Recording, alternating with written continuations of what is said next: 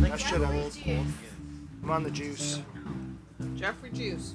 Jeffrey Juice.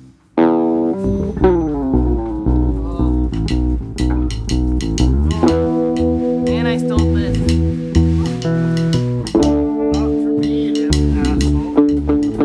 It was just in my purse. Happened to be there. Oh, you don't have one to sneak behind. Yeah. Fish lens, it'll catch you.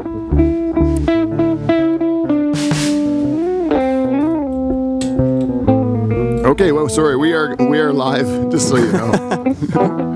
I thought we were. I was just setting a few things up. We really started off with a bang for the YouTube audience.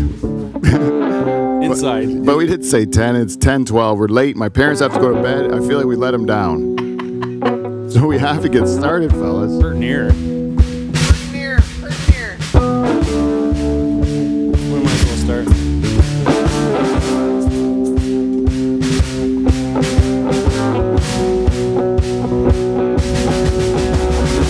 Me and you, I do. I think about you day and night.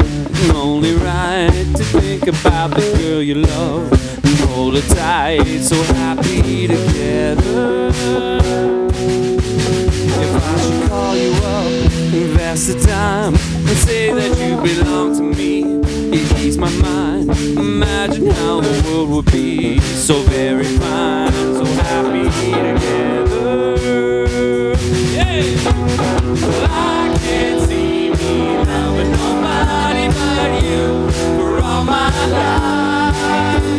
When you're with me, baby, the skies will be blue for all my life. Well, it's me and you and me.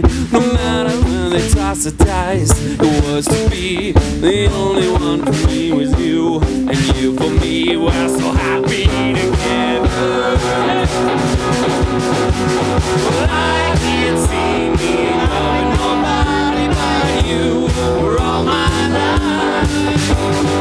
When you're with me, baby, the skies will be blue for all my life. You know, it was February 1973, I think it was, around Valentine's Day.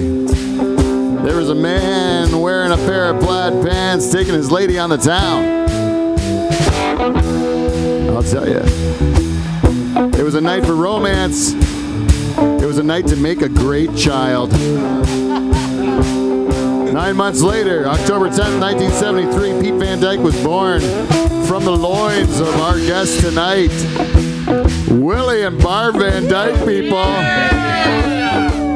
And we brought as our audience the entire Van Dyke siblings. Come on, let's hear it for yourselves. That's a ton of people here, folks. This is going to be a hell of a time, but there's only one way to get it started. How's that, Peter? That's the new thing we call a theme song, Michael. And you don't want to miss this show, buddy.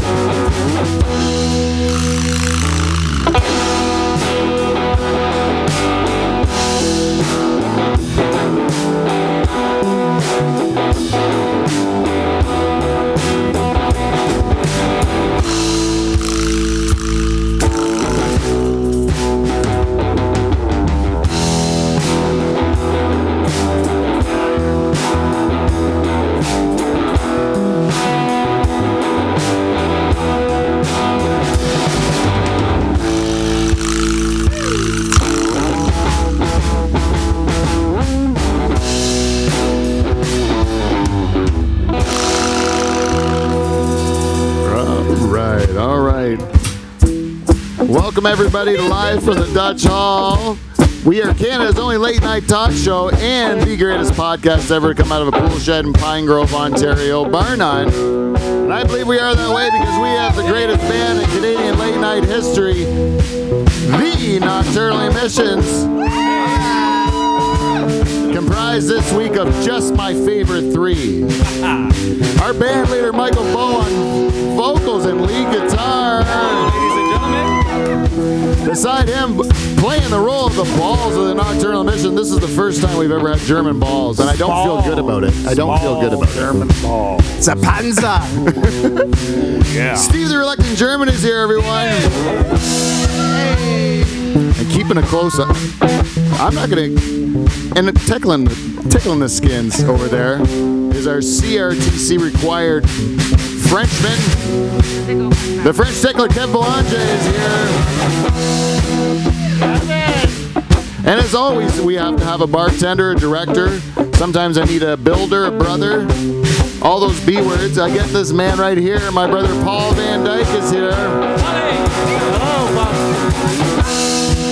But according to our listeners, there's a bit of a controversy stirring up between this lady sitting right beside my brother, and that's my sister Lori. Bailey Adcock says that she is a far better bartender. So we'll see tonight. Lori Ball's here, everyone. Let's hear it for her. I'll get anybody drinks. And not to feel left out, beside her at the bar is my baby sister, Lisa Vandenbush, everyone. There she is. Staying out of the bartending fiasco. And we got me and Paul's wives on the couch, but we're not going to introduce them because we don't want you pervs on the internet looking at them. Hey, Paul?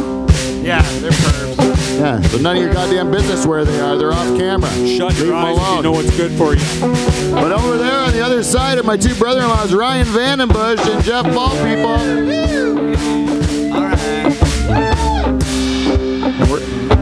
And really, if we're not introducing our wives, there's only one more person. You don't got nothing to say, eh? Hey, well, we got one more guy. Yeah, it's me. It's the host of this thing. It's the host for Live from the Dutch Hall, folks, and your two-time President's Club Award winner, Pete Van Dyke, folks. Yeah, click on me.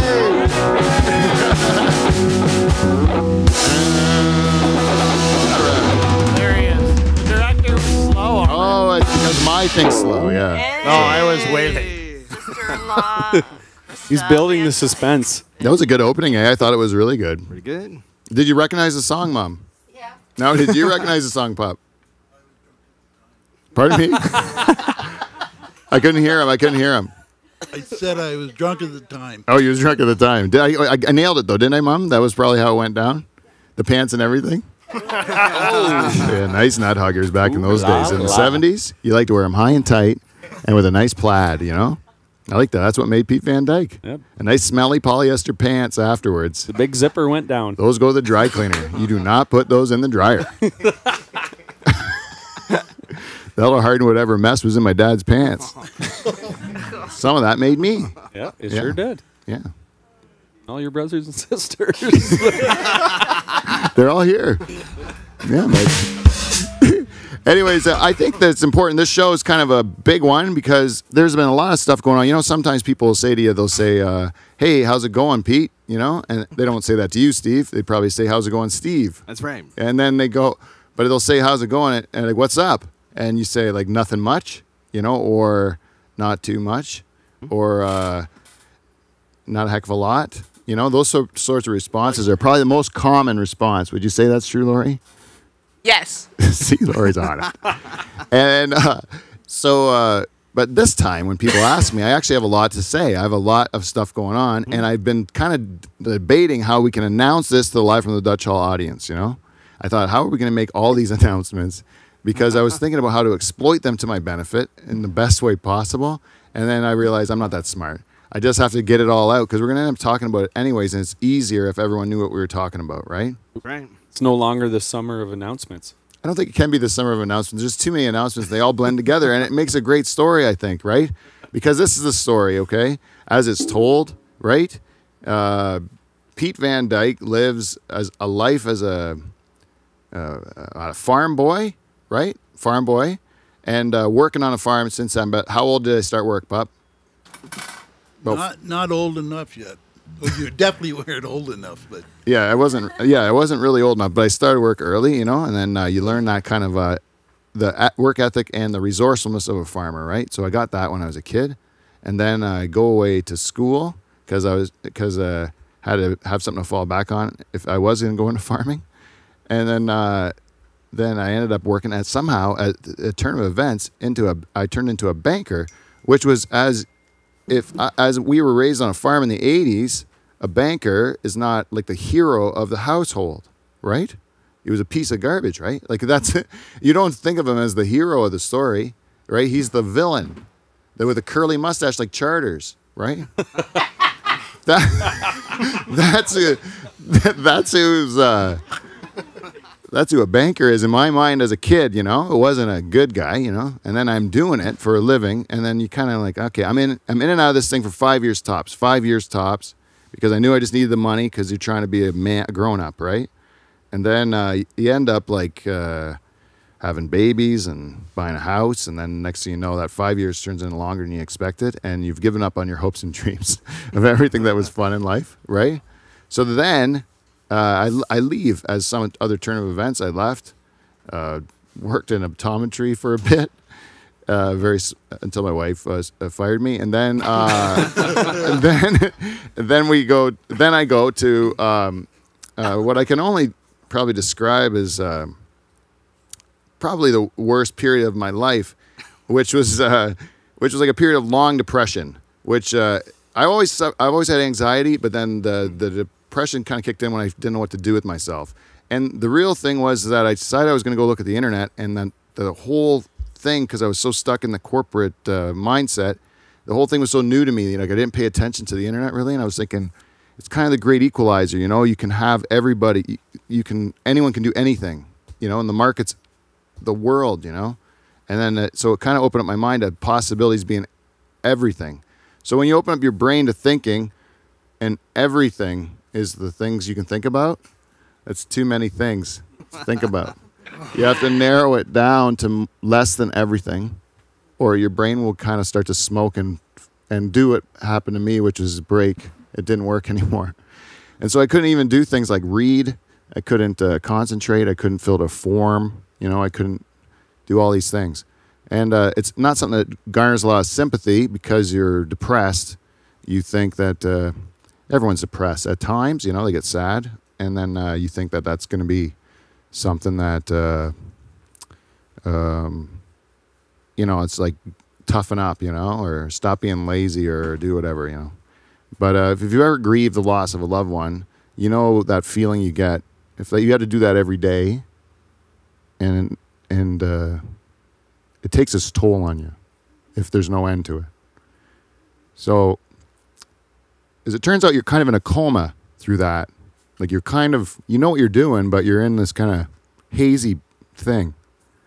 And I've recently come out of it, and I found out that I started a podcast and stand-up comedy. And I'm like, wow, that's two things I really wasn't expecting. But at least I wasn't behind the desk at the banquet, so I was pretty happy, right? But then I started thinking, what can I do with myself to use all the things that I learned over the time that I did it? So I learned all the evil tricks of a banker, right? And I did that. I learned the work ethic and the resourcefulness of a farmer. And that's also what I studied when I was working. Was I studied farmers because that's who I was lending money to. So then I studied their businesses and their business plans and how they did things. And I love the entrepreneurship of a farmer. I liked the way he could stand on his own 2 feet and he didn't have to answer to anyone else. I liked how you could be your own boss and do things your way, you know, to a certain extent, you know. And that's why I didn't like working for any big corporation or company, because it wasn't true to what I felt a success was. You know, a success was a guy who could do it for himself, not a guy who was doing it for some big company, you know, because they're getting all the benefit and you're not, you know, the employee is not ever. So then it turns out it wasn't bad. You make a lot of money there, so it's kind of good. And I didn't want to spend it when I made it because I knew I wanted out of there. So I was good with it and I put it away. And I always kind of liked the idea of owning a church. And I thought that, I just thought of it always in my mind. It would be nice to own a church because it's like kind of like the church always kind of bugged me because it was one of those institutions. Like I always didn't like being told what to do when I was a kid. And so like anything that they would try to like tell you how to be or how to live or whatever, including the church, I would always question. And they never really gave good answers as far as I was concerned. So I always thought it would be kind of cool if I owned one of their churches. They're all closing, and I'm the one owning it with my philosophy of like, fuck you, you know, like it kind of shows that I won, you know. So anyways, this church came up for sale, and I thought I might want to buy it, you know, because we live in a place where for whatever reason, you can get things pretty cheap compared to everywhere else. Yep. And it fits my goal. Because as a kid, I always thought, you know, Delhi's got a German hall. They got a Hungarian hall. Represent my mother's side of the family. Nothing wrong with Right? You got a Belgian hall. Are you kidding me? I know they're closed now. God rest their soul. Good run, though. Good run. Good run. Great run. Hats off to the Belgians. Yeah. You don't like to give it to them. But when the Belgians start giving us flack, or God forbid, the goddamn Germans from the German hall, and they say, hey, Dutchman, where's your Dutch hall? You know? And I gotta say it's in a pool shed in Pine Grove, Ontario.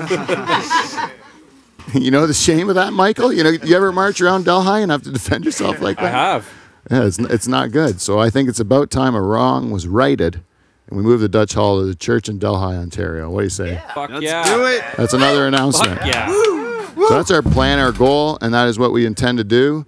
We are not quite to the point where you can say we've purchased it, but we're working towards that end. And we think it's going to be a great run. And I think what's nice about this is that I can start to. Anyways, I thought about buying the church. Anyways, and then I started bidding with them, and it didn't work out.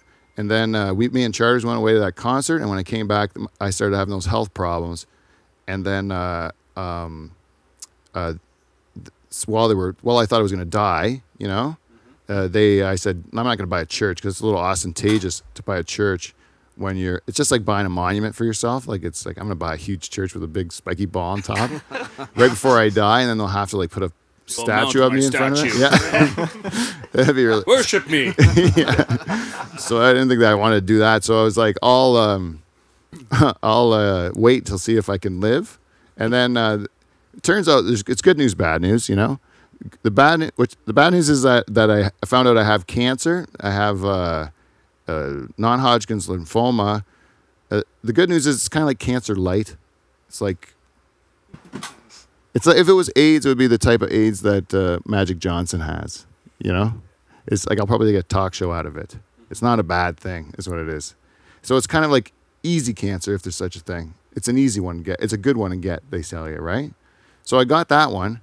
But as it turns out, I had insurance. So if I got that one, even though it's not really that bad, I still get money.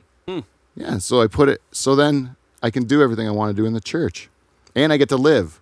That's the other good part. So then I decided to buy the church and use the money for what I want to do inside the church, and it all worked out, and it was paid for by God, who gave me cancer. Hallelujah.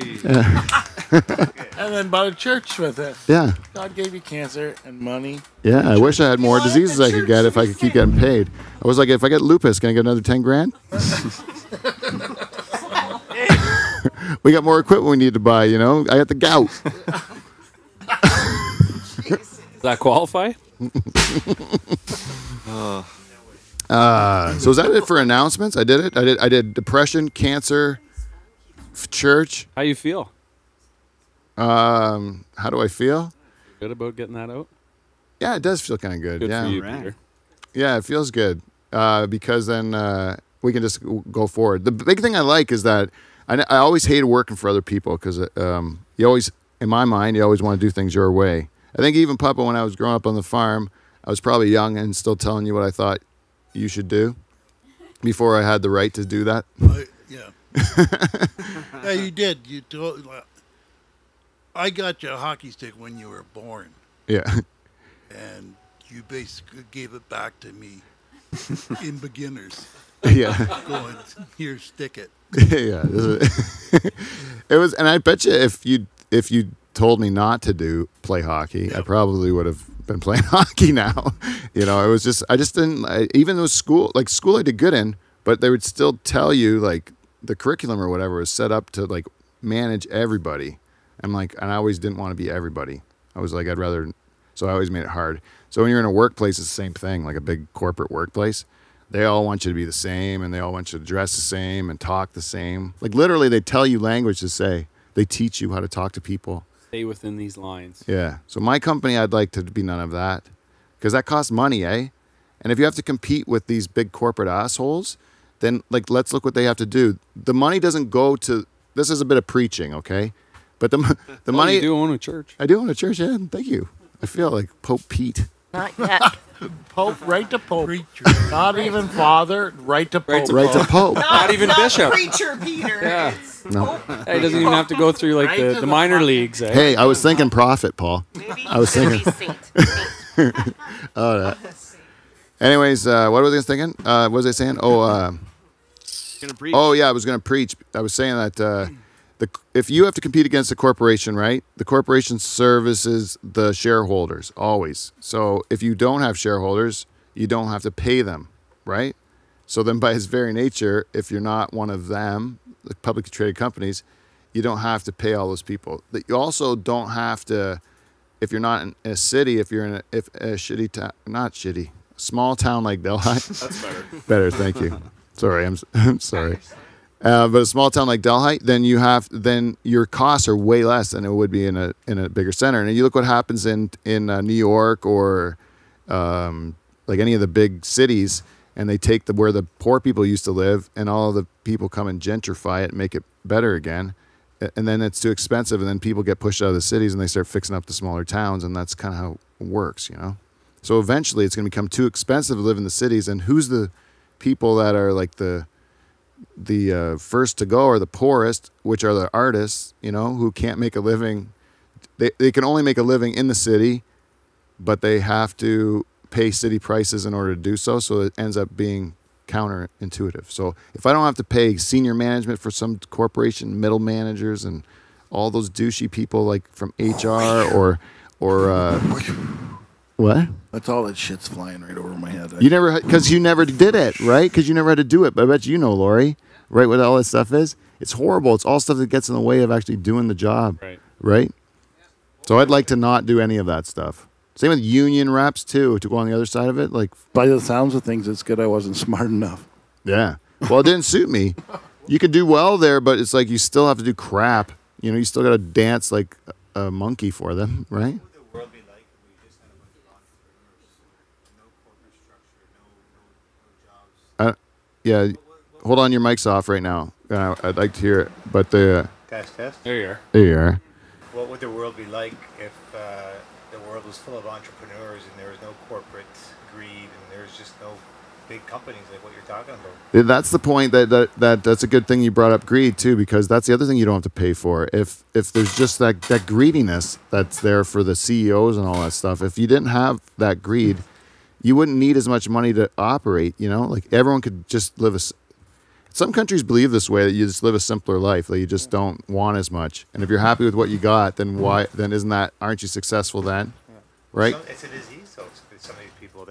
Doesn't matter $100,000 or it's $100 million. You know, like if you made $100,000, well, I can make $100 million now. So then, there's never a limit. Yeah, like how much do you really need to fucking make to live? You need a roof over your head. You need food. You need to get around. And you need to take care of yourself. And yeah, if you can take care of your family for your next generation and give them a good start, then that'd be awesome. Yeah. But hopefully, if you give them a good start by raising them well, they're not going to need you financially. They're going to need you because they like you or whatever. You know. 100%. That's what I think. You know, like if I give my kids too much, I only see money turning kids into assholes. You know. Right. Yeah. I can't see money turning kids into nice kids very often. You know. You have to kind of like make yourself poor on purpose. Also, that's what I like about this church is that it's hard. Like nobody's gonna buy a church. It's stupid, right? Like it's really crazy, right? And then you're like, oh, that's why if no one's doing it, then that's a good reason for me to do it because no one's doing it, right?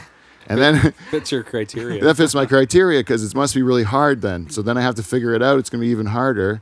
That's gonna at least make the longer period of my life happy because I'll be struggling to figure out answers to all the things I screw up. I'm pretty excited about it. Keep you busy. Yeah, it is. It beats being complacent because like you can give me all the money in the world, and if I have nothing to do, I'm gonna atrophy. You know, like I'm just not gonna Atrophy. So what are you doing in the church? Atrophy means like shrivel up and die. It means like you just don't, it's like if you have an arm you don't use, That's how I feel. and then it grows really, and it's really small. It's like your dick. Yeah, use it or lose it. Big and strong. What are you gonna do in your church? What am I going to do in my church?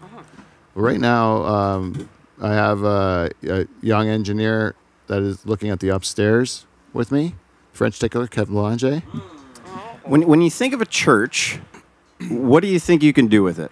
And then Play music. Acoustic. it's very, very nice sounding. Yeah. And a church is pretty well idolized in the recording industry of a space that is naturally character that you can record your band in or your voice in or your story in or whatever you need audio recorded in. Yeah, so right now we're looking at the loft, like the choir loft as being the recording booth, and then the church floor as being the performance floor, which could be for live performance, it could be for recording.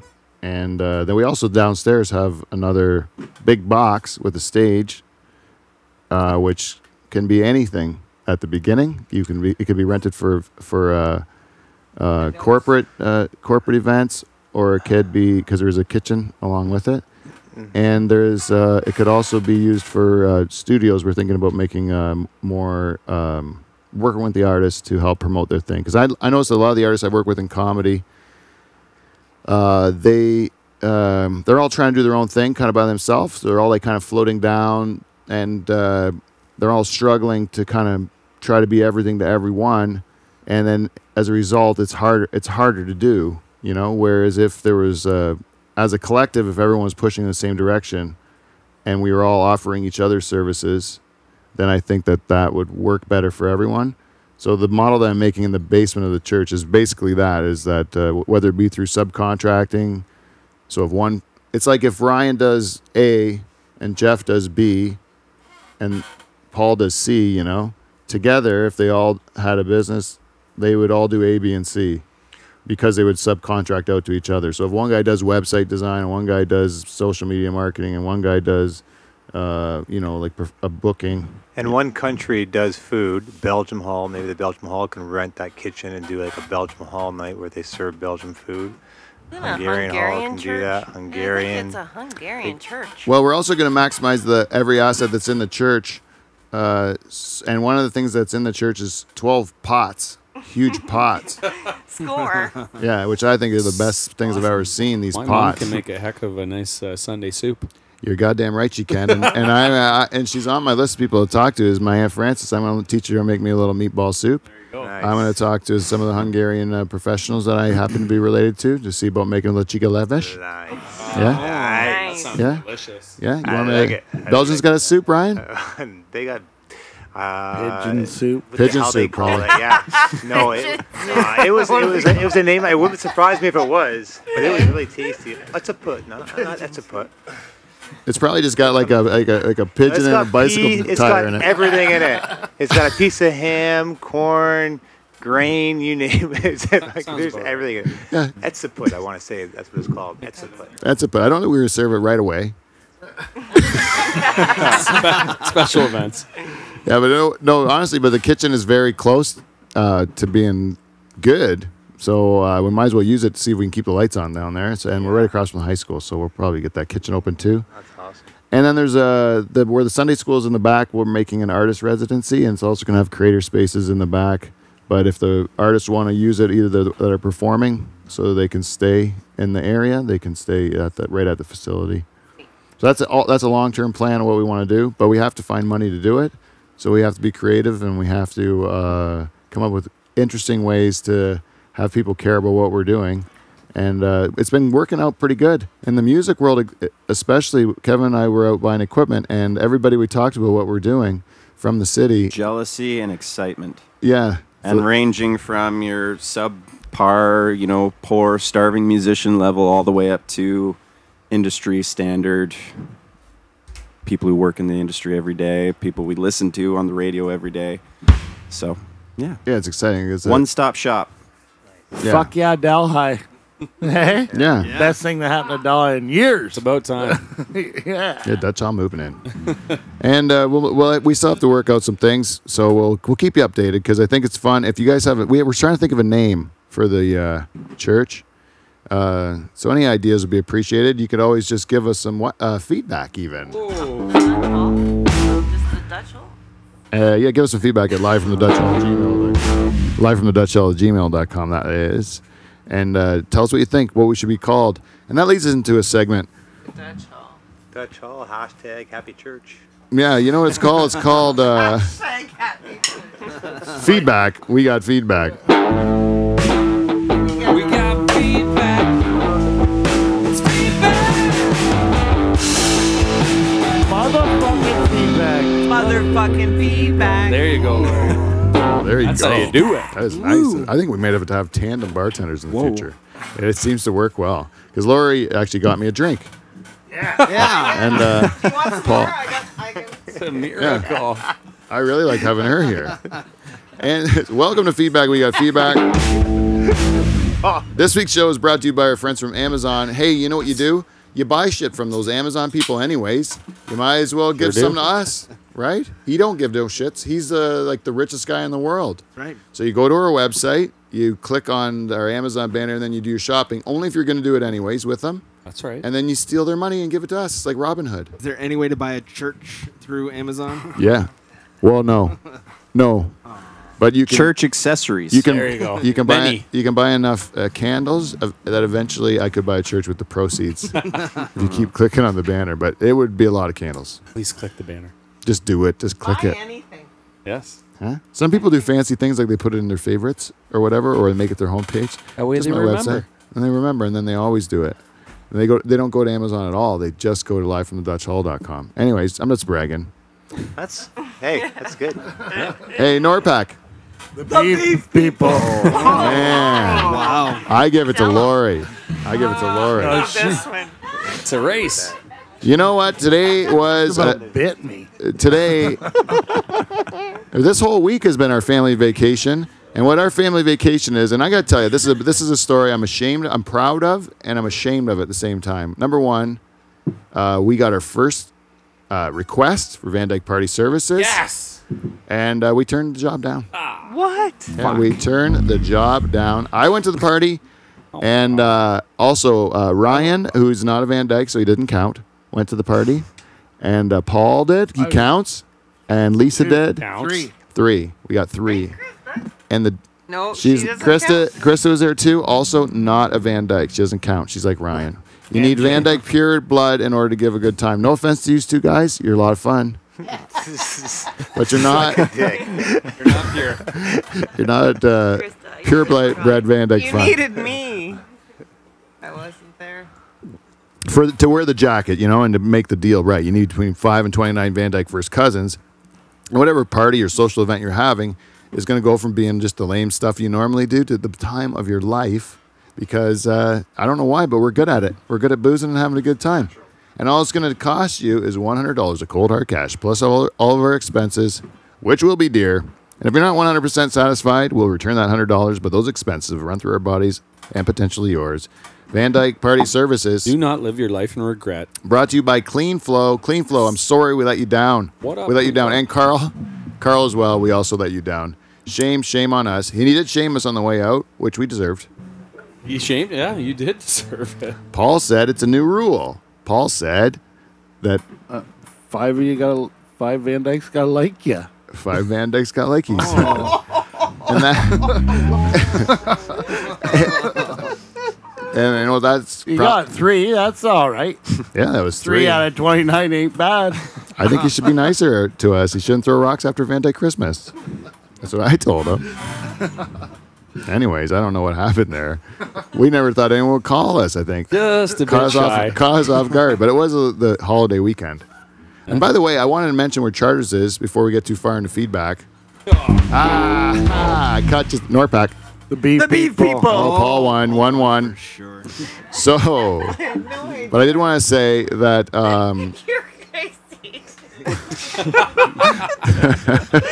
I was just doing my job. Lori's very competitive. She's really intense, eh? I like you, but you're crazy. She scared the shit out of me. All it takes is to bring her to life and just say Norpac. The bee people. Tie. Wow.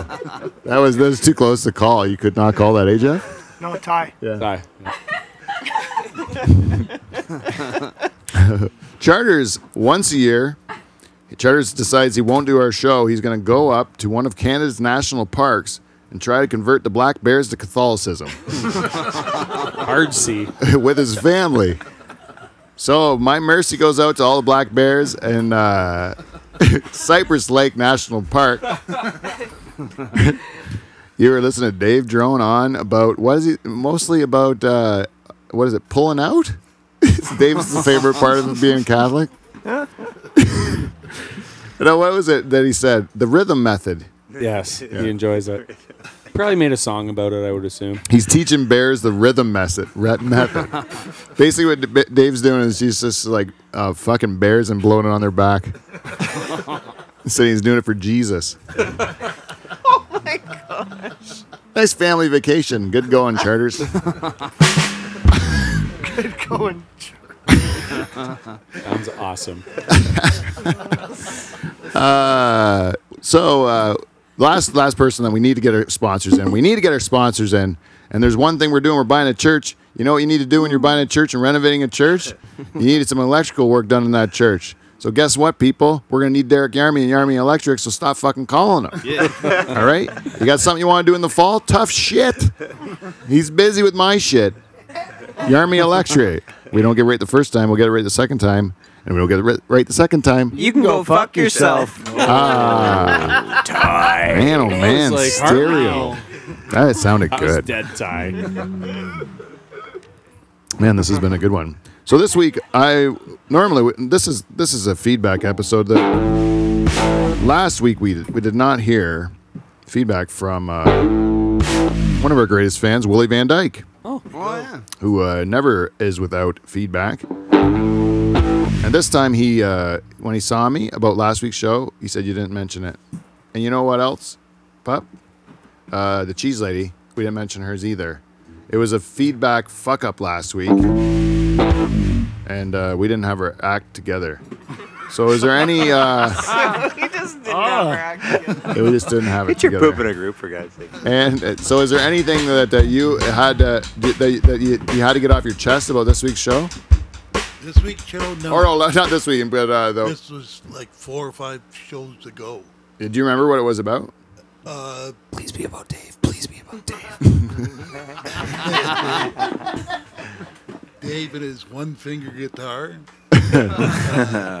No, it was about guys that have a lot of money and have a mate that doesn't really match. Guys that have a lot of money, and then they're like they're.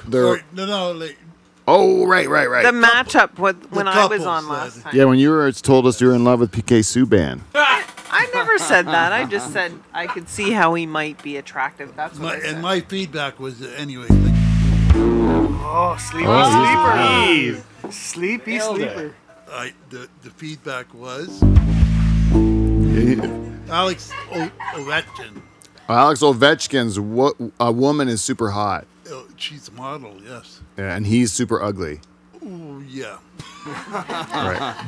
He's Stanley Cup champion now. Yes, he is, but he still doesn't. Still no He's good. not the best looking guy in the NHL. No. Damn good hockey player, though. Fuck. But he's kind of likable. He's one of those guys that probably gets better looking when you get to know him because he's got some sort of quality about him, you know? Like, you want to not like him, but I end up liking him every time I watch him. Like, I just like the fact that he's like... He can score 50 goals a year.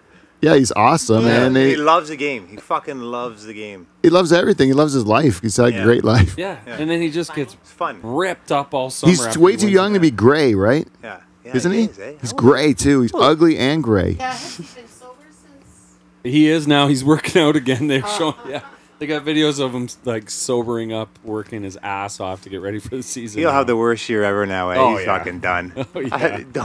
You got to get rid of him now. Oh, he's drying up now? Hey, he did it. He won the Stanley Cup. That's all. Yeah, he's The done. Russians are fucking. Has he got a gold medal yet? Do you know Ovechkin? Has he got a gold medal? I don't think so. That's still the holy grail. Yeah. Sid's got his number on that one still. Yeah. That's a big one because I think that's even more important to those Russians than the Stanley Cup is their gold medal, right? Sure. Because you get to do it for your own country. I don't know. Probably when they were the USSR, Mom. That's what I think. Yeah, I'm not sure. When that dirty Gorbachev, remember his thing on his forehead? Pizza, little pizza stain up there. Yeah. I didn't know what that was. Some tomato sauce. How do you win an election with that on your face? You couldn't do it now, right?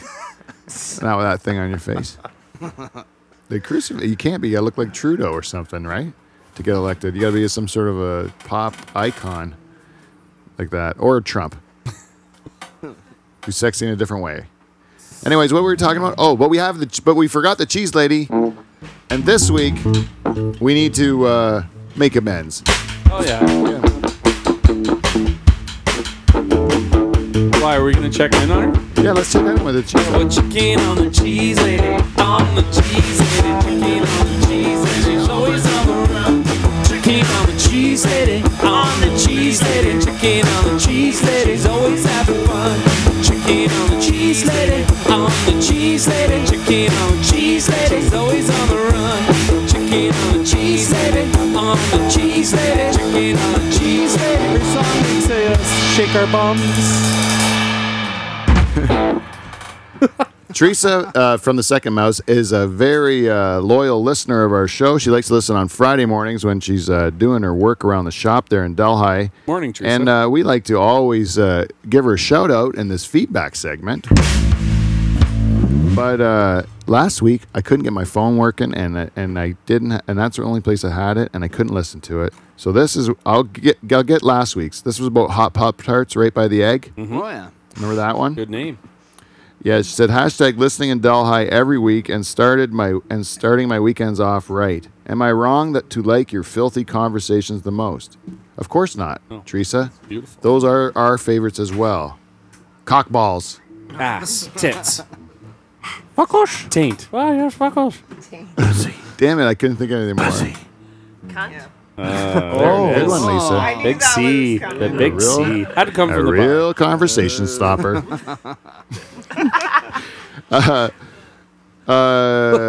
Good thing I've met you, Pete. Otherwise, I would have pictured you as a Sasquatch with stones in his dick. LOL. Actually, that is a fairly good description of me, I think. Except I got that stone out of my dick now. It's out. So I'm just a Sasquatch without a stone in my dick. Thank you, Teresa. But then a week later, after fucking teat dippers, you remember fucking teat dippers? Teat dippers. Oh, yeah. It was Fucking last teat week. dippers. And we still are looking for anyone in Oxford County who knows a guy who's fucked a teat dipper to please give us an email at livefromthedutchhall@gmail.com. And we won't even use his real name. We can make an alias. I just want the story of when you caught your buddy fucking a teat dipper. I know someone's doing it in Oxford County. Yeah, just a picture of their orange cock will work too. Anything you can come up with. Yep. I know it's out there. Said you missed my feedback last episode. Holy, even Teresa can do it. Yes. Or was it because I was speaking it? Yeah, you. Oh, yes, maybe. Hashtag Swiss cheese heart, sad face. Oh, I put a hole in her heart, and then she made it a cheese thing, too. Wow. She loves cheese. That's deep. Her and Chargers, eh? They would really hit it off. Hey, did you miss it because it was about you, Pete? No. As a matter of fact, I would like it more knowing it's about me. Please don't do feedback about anyone else. They're all. It's annoying when I have to hear praise about other people other than me. I don't like it. This is what she said after that. She said, "I think you guys should challenge. I think guys should do a challenge and post it like the Kiki challenge. Do you know what the Kiki challenge is? Like the Tide Pod challenge. Oh. I don't know. That's like eating poison, right? Do you have to put things in your butthole? I don't know. Well, I'm out. But so far, I'm not liking this idea, Teresa. Kiki challenge. All of the things that people think it is are things that don't appeal to me. What is Kiki? I don't know. But if we do some sort of a tobacco chat was a good episode so we can hear your horror harvest stories. I'm sure they would be entertaining, and let Steve try filling a kill before he judges. LOL. All right. So, quick tobacco for Teresa. Quick tobacco horror story. Anyone in the Van Dyke family want to give an old tobacco harvest story that sticks out? Maybe a problem day. Maybe a day where you saved the day. Oh, I got a good one. Kill hanging story. My favorite one. Okay. I'm in Kill 4. Remember Kill 4, Papa? It had a most of the kills had like a dirt bottom, but this one didn't. It had a cement bottom. It had the cement bottom. That's the one Jamaican guy ran the truck into, that gray truck, when it was in high heat and it lost the whole a stick kill. And Jamaican guys were always they wanted to drive. Horrible at driving. But they're horrible at driving. And then they would tell you, I drive at home all the time, but they don't. They're lying so they can learn to drive, so they can drive at home, right? They think it's the easy job. And we've had twice where I've watched this guy convince us to drive one of the vehicles and then drive directly into something. One time the trees. It was that Herbie guy. Herbie drove into the trees immediately. Herbie. This guy was huge, this Herbie guy. And I was hanging rat kills at the time, teaching this guy because he's a giant guy. Like we thought he'd be able to hang rat kills. And then so he goes, all he had to do was, we were using 2 trucks with flatbeds on them as like to take the tobacco off and put it in the rack, right? And all this guy had to do was take the truck around, like do it like a horseshoe shape U, and then I would drive the other truck in, right? That's it. Just moving the truck. Yeah, just had to do it like and then the boat driver would get in the other truck and take off, right? But no, what Herbie did was instead of making the U, he did like an L right into the trees beside the propane tank. He did an L. And then you can see the back tires spinning against the trees. Just got his foot pinned on the gas the whole time, and the key's broken off in his hand. And I'm I'm like 18 or something. Like I got to pull this adult, a Jamaican guy, out of throw him to the ground, so I can get him to stop hitting the gas. Anyways, that was one time. Anyways, Kill 4. This is my greatest kill hanging moment. For those of you who don't know what a kill hanger does, the only true kill hanger is not a rat kill hanger, though I am very accomplished at that task. And not an easy task. Not an easy task. But stick kills is my real passion job, the one I love with all my heart, because you get to be in there all by yourself. Nobody bugs you, right? You get to do it your way. You're accountable for your own work. Boat driver is the worst job you can have on a tobacco farm when you're the farmer's son, because you catch shit from both ends. Oh, yeah. You get it in the field, you get it at the kill, right? And so you don't want to do that. In the kill yard, you only catch shit at the table. You don't get any shit for the primers. You got nothing to do with them, right? So I like the kill hanging. And Kill 4, cement bottom, 2 tiers broke. I was gonna say, how many tiers are you up? Yeah, I'm at the top, right? So the fourth tier, and the tier breaks that I'm standing on, and I fall to the ground on the cement floor, and I missed 2 sticks, only 2 sticks. Really? Yeah, it hurt on the bottom. I managed to climb up again, just to hit the elevator off. That's what I did. That's how tough I am. That's a Canadian kill hanger, man. You go to Zimbabwe where they're curing tobacco, there ain't no kill hangers. They're willing to pay the price like that. Cement. That's the last job I wanted was hanging fucking kill. Oh, it was fun, man. It was like a monkey. You could do, I really did like it. I think that if kill hanging was an Olympic sport, I think I could podium. This was like early tobacco. This is when they hung the tobacco on sticks. So Pete's basically bouncing up these tiers. It's kind of like Donkey Kong, the video sheds, game, right? Those bigger style. Yeah, they're like a 2-story building. Yep. They're like old little barns, right? Yeah. You would bounce up there and hang the sticks. It's a tough job. Huh. You saved my life once. How so? Being a kill hanger.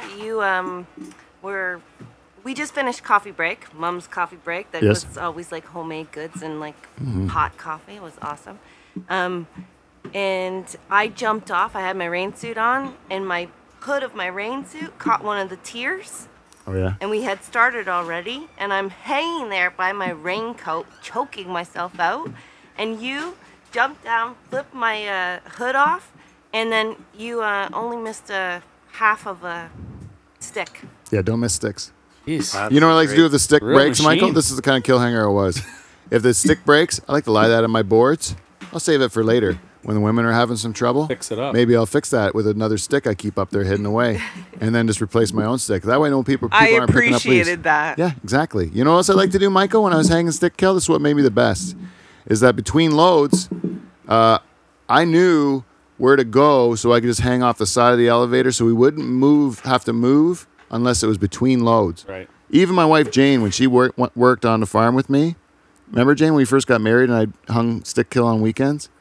You were impressed because I never ever made you stop the time machine. It was only between loads we'd move. Keep it rolling. Yeah.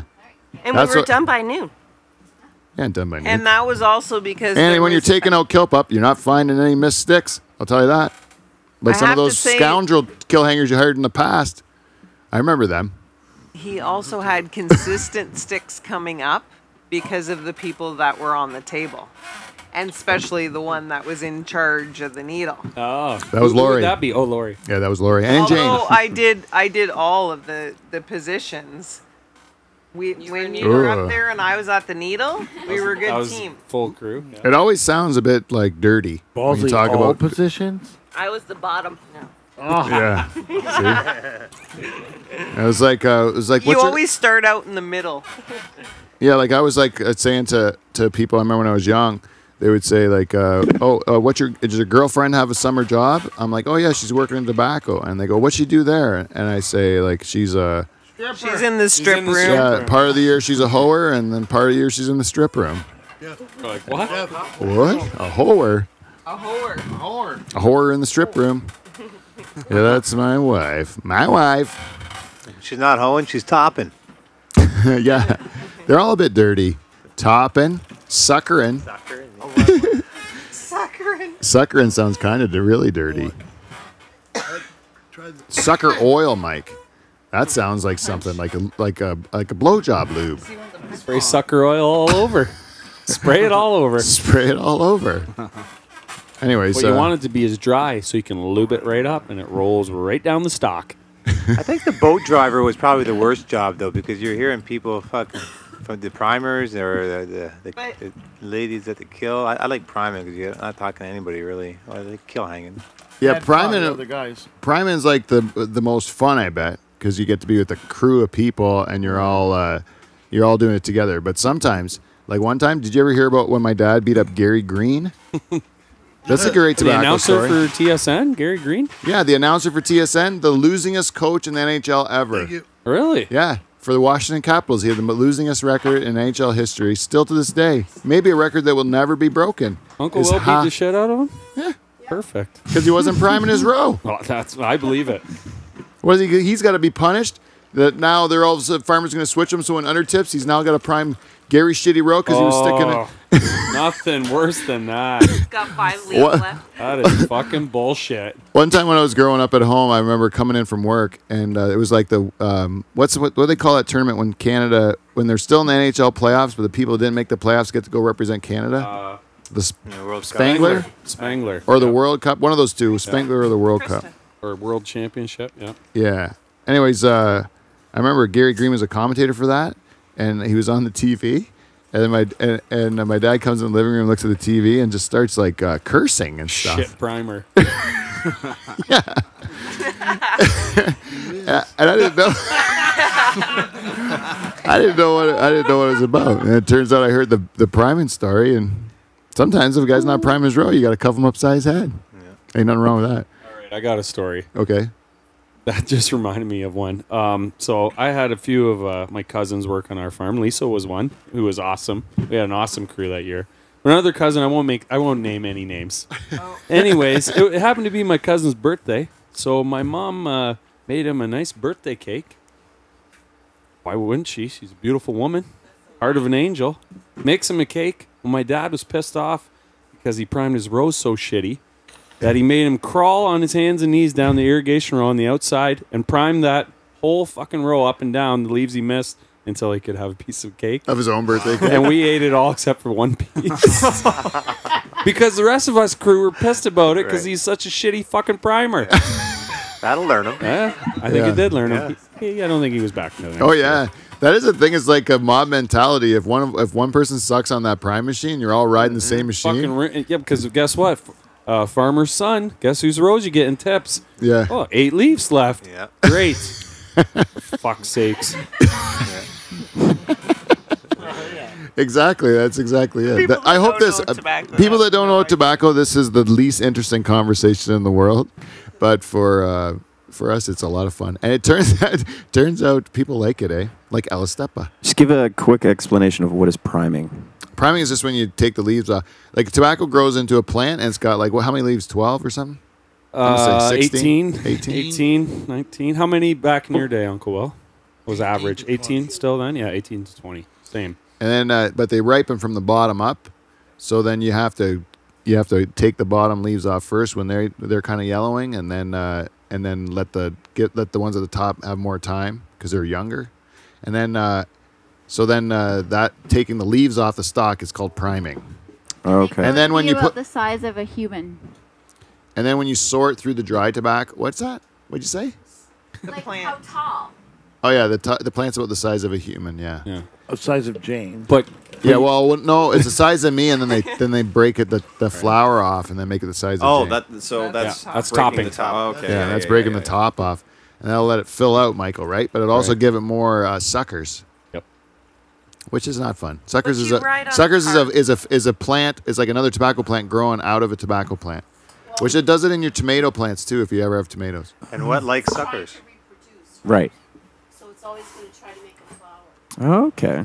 And the green And you gotta worms say, that you love gotta the say suckers. stop it, Never understood that. because I want delicious nicotine, right? Delicious But nicotine. the trick with priming, Kev, is that you don't want to take leaves that aren't ready yet for priming. So what guys would do, if you were a good primer, you'd maybe cheat the odd time and take one up, but not too many, because you take too many, and then the primers or the farmer's gonna be on your fucking ass. You get the tips, you got 1 or 2 left. That's not That's good. right. The farmer's gonna be on your ass because you're taking too much because they're not mature, and the kill will not cure right either. So, Okay. And then you would, as a farmer, you'd be like, okay, I know my crew, they're all going to take another leaf more than I ask, but I really only want them to take the 2 leaves, Yeah. or so I'll tell them to take 1. that's right. So usually take 2 because you have to try to outsmart. But if you have a shitty crew, they might just be taking the 1 or 2 Exactly. that you tell them to, 'Cause they're right? missing, yeah. Yeah. So you got to. It's the same. Even when you got offshore or locals, they were the same. It was the same patterns. You know, like you'd have that 1 or 2 guys that just didn't get it. The other ones are kind of cheating to make it easy because they've been through it once or twice. Yeah. It was one of the. And the guys were always amazed when Willie would walk down the row. When Willie would walk down the row, Yeah. and he could tell, hey, you should have taken that. And he goes knew exactly what they Yeah. took off, and they were always amazed at how he could tell. Yeah. It's because they're stupid. Some of them. Well, when you, You just live, count the things that are just broken off. You're like, Yeah. there's some right there. You get down to the level that they're priming at. Like, Yeah. I mean, if it's only 3 leaves are off or something like that, you just go down and look across, and you can tell the guys that are up here or the guys that are down here, and Yeah. the ones that got the leaf on the opposite side always on the plant. Right. Like, not reaching. but yeah, Yeah. it's not hard to tell the good from the bad. Yeah. But So we're- that's the most fun job was priming. You're stuck on a machine with 4 other guys having a blast, hungover as fuck from the night before. 'Cause Yeah. you're making good money. Like just sat down, like just got home, maybe changed your clothes, sat down on that cold seat, got slapped in the face with a wet leaf, picked till noon, right back to the bar. Woo! Priming was the life. It was Yeah. awesome. You're stuck out there with like a usually stereo just blasted with 100, 4 of your best buddies. It was lots of fun. Yeah, it Lots was of a good- money to go buy school clothes too, right? That's right. When I was about 14, I did tobacco for a season, but I never was in the priming. When I started, it was sand leaves. Go up in the bin and then drive the boat truck. So I got that of getting the shit from both ends because I was always late. I was never on time because I was really slow at pinning. Yep. And I was, weak and small. But yeah, that's very, very, very interesting. Yeah. Mikey, are you automated? We're automated, yeah. Yeah. So no now primers. no primers. So now instead of having primers, we just set the level of the automatic prime machine to pick a certain amount of leaves. Like right now we're doing sand leaves, you do 3 to 4, something like that. And then the next picking we set the machine to pick so many. It's pretty neat how they Gone work. corporate on us. Yeah, we're big time. Wow. Yeah, but there was this Either keep up or get out. That's how the businesses went, right? There's this Tobacco Grower magazine from 1966. I have it. I found it in my grandpa's hat box that I got his hat in, and inside's an article where they interviewed my grandpa in 1966, and he said he predicted what Mike would be doing right now. He goes, I predict a day where you combine your tobacco and load boxes in the field that you'll bulk cure in these longer boxes. He totally called it before it happened. And he was one of the first to adopt that, wasn't he? Was he the first one of the early adopters to bulk kills? Yeah, but he bought the bad bulk. The bad bulk kills. That's why. Which one were they back then? Brightleaf, yeah. Taylor. I don't think. Yeah, there's Taylor and what was Clowitz, of course. Powell's. Powell's, yeah. Got some of those. Yeah, it's a different kind of industry. It's like anything else now. It's bulk and quantity. Well, now it's going to be cannabis, right? Yep, So that's the they're next growing one coming. cannabis in the fields, and Well, it'd be nice if they Whoever let makes us money. Agriculture Canada handle cannabis. Yeah, it would be nice. Just like if they should have Health Canada handle food, and they should have Agriculture Canada handle crops. Yeah. You know what I mean? Makes sense. We'd be damn good at growing it. Damn right. Like you shouldn't have agriculture to make the Canada Food Guide. You should make Health Canada do that because we want to keep people healthy. We don't want agriculture people just to say eat our product so we can sell more of it. You know what I mean? Like it doesn't make sense. ABC. Yeah. talking Anyway, what I want to say before we go, because it's our family vacation, we have to get back to it. There's a lot of drinking to be done, right? There's no children. My brothers and sisters have spent the day being great parents to their kids, and now they want to avoid them at all costs. Right? And so we need to get back to our partying. That is a sign that we've been on for an hour. Wow. All right. Done. And so we got to do one thing before we go. One thing. Did you get all the feedback done? Oh, no, I didn't. You know that? The Haitian dwarf. You had the Haitian dwarf. I forgot the Haitian dwarf, and I won't do it again. Way to go, Lori. Good call. Oh, hi-ho, it's off to bed we go. Hide your smokes, here comes my folks. Hi-ho, hi-ho. I made that clean for my mom, Barb Van Dyke. Thank you, Mom. So we got some feedback from the Haitian dwarf. You know, the Haitian dwarf's been with us since the very beginning of the show, since episode 1 is where he started talking to us, and we've missed him. He's gone on hiatuses. He's been on vacation for a bit. Yeah, and this has been another one of those hiatuses. He's been gone for a while, and now he's back. And this one, he says, he entitles his feedback, which is on iTunes, where he gives us 5 stars. Yeah. That's fine. He entitles this one, Good Luck with the Crop, Michael. Oh, thanks, HD. Isn't that a nice one? I wrote a nice guy. You know, we've always got along. Yeah, you wouldn't think a guy in his line of work and his the type of guy would enjoy what you're doing, growing tobacco. Maybe he likes to smoke. Yeah, I bet he does. Little Haitian dwarf. Nothing wrong with that. Anyways, his feedback this week. Why is Dave so good with cake? Huh. Which he's referring to the band. I think, and the fact that he's so fat. Yeah, is that it? Yeah, it's because he's fat. See, you know, I love cake. I think that the Haitian dwarf likes you, Michael, but I don't think he's got the same opinion of Dave. No, I don't. I don't, and I don't know why. I don't know what his problem I like cake too, HD. That's true. Paul does. Anyways, Mom and Papa, because this is really, you're our guest on the show, is there anything you wanted to say to the adoring listening audience out there? You made me, so like you're kind of responsible for what's happening here. I would apologize. You should apologize to someone for what you put them through. Anyways, I just wanted to, honestly, it's not often we get to have you both on the show. You both have been very supportive of all this crazy stuff that I've been doing with my life and been going through. And I'm really lucky to have you both as my parents. And I'm really lucky to have all you guys around in my life so that we can have these weeks together. And I wouldn't trade my time with you guys for the world. So I think we're really lucky to have each other. I love you guys very much. And I do love everyone out there listening to this show. Please tell a friend.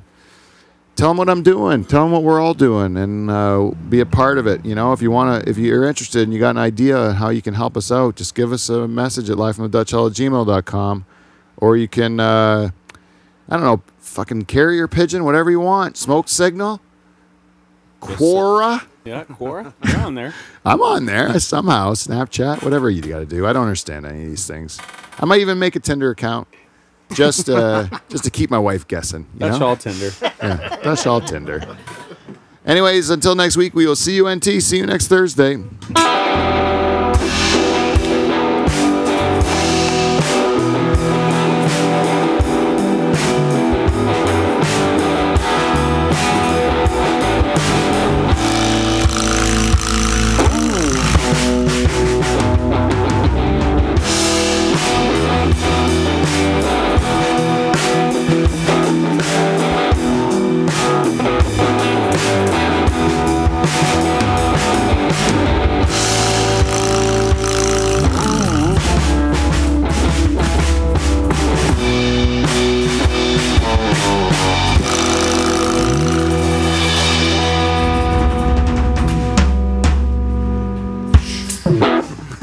All right.